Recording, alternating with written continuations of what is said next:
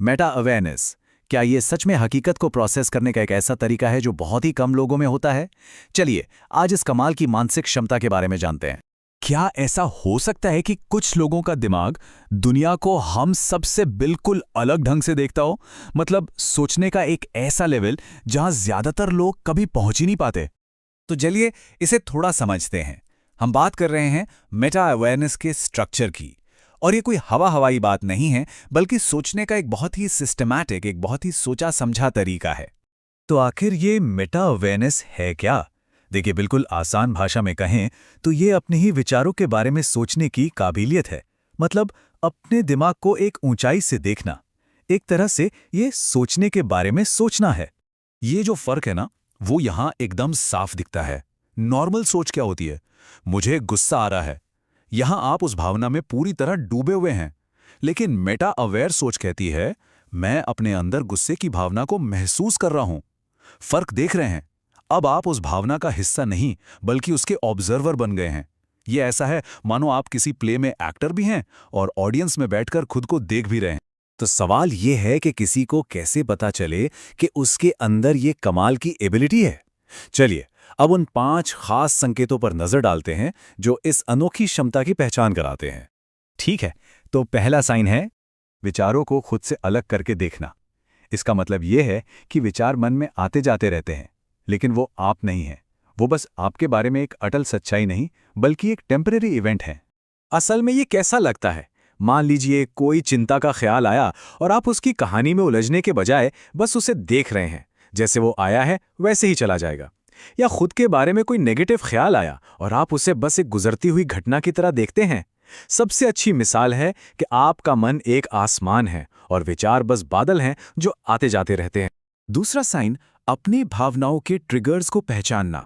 ये सिर्फ महसूस करने के बारे में नहीं है, बल्कि ये समझने के बारे में है कि आप ऐसा क्यों महसूस कर रहे हैं। मतलब आप बाहरी घटनाओं और अपनी अंदरूनी फीलिंग्स के बीच का कनेक्शन देख पाते हैं। जैसे आप अचानक हुई चिड़चिड़ाहट को फौरन किसी के कमेंट से जोड़ लेते हैं, या आपको ये एहसास होता है कि एक खास तरह का माहौल आपको हमेशा बेचैन कर देता है। यहाँ तक कि ये समझ पाना कि भूख या थकान की वजह से मूड खराब हो रहा है, ये सब मेटा अवेयरनेस ही तो है। तीसरा साइन है जानबूझकर अपना नजरिया बदलना। ये एक बहुत ही पावरफुल स्किल है।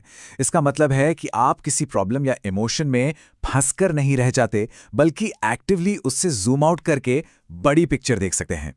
आप खुद से ये सवाल करते हैं कि अच्छा, क्या इसे देखने का कोई और तरीका हो सकता है?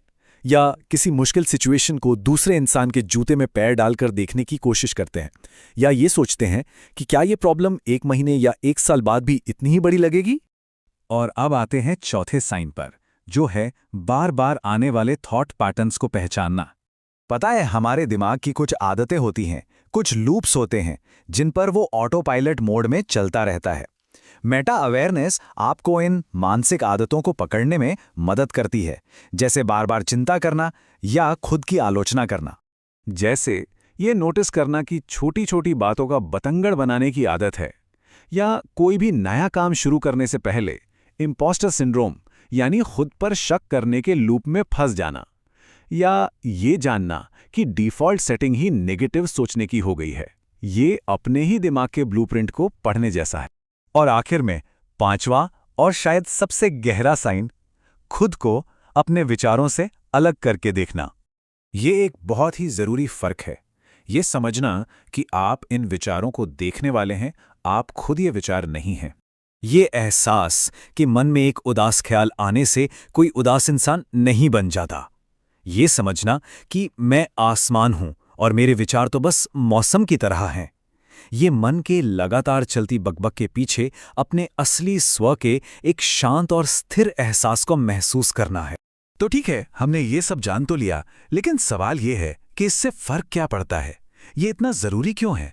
चलिए अब ऊपर से देखते हैं कि ये काबिलियत हमारी जिंदगी को कैसे बदल सकती है। इसका पूरा सार इस एक लाइन में है। मकसद विचारों की नदी को रोकना नहीं है, बल्कि नदी के किनारे बैठकर उसे बहते हुए देखना है। मेटा अवेयरनेस आपको अपने दिमाग से लड़ने की बजाय उससे एक दूरी बनाकर चीजों को सही नजरिए से देखने की आजादी देती है। तो मैं बस एक आखिरी सवाल के साथ इस बात को खत्म करूंगा। अगर हमारे विचार ही हमारी हकीकत बनाते हैं, तो फिर हमारे विचारों को कौन बना रहा है? सोचिएगा जरूर।